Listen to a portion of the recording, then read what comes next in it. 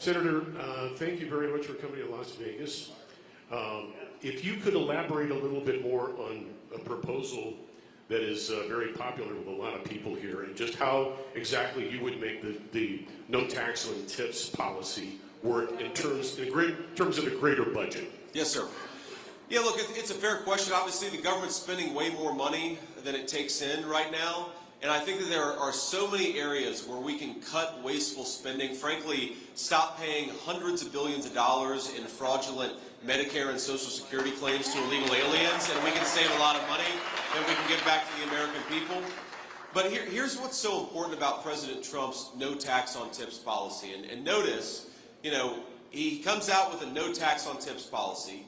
It was his idea. I mean, I was actually there when he came up with the idea and then called a couple of economists and said, all right, give me a sense of how this would work. So he literally just came up with it. And then, of course, we looked into the policy details of how to make it work. And then he issued this proposal, and 4 days later, Kamala Harris came out with it.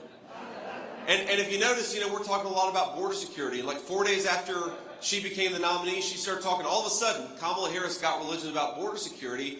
And I sometimes think that Kamala Harris, the last couple of weeks, she's going to wear a long red tie and a red MAGA hat, and that's going to be her strategy, is just copy everything Donald Trump does.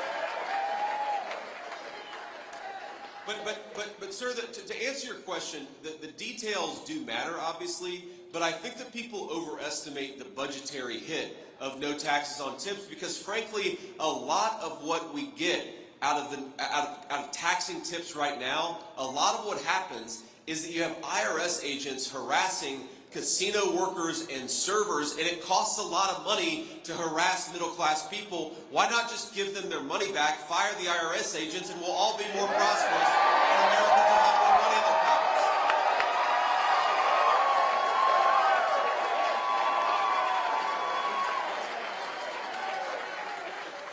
So I think a big part of the no taxes on tips policy is not just giving people more of their hard-earned money that they can actually spend on their families and spend on their dreams. It's about stopping this ridiculous tax bureaucracy that harasses middle-class American citizens. Think about this.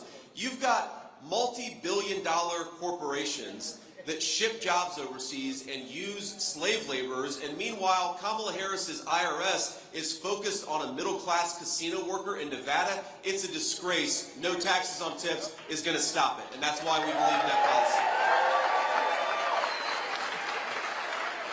Next question. Senator Vance.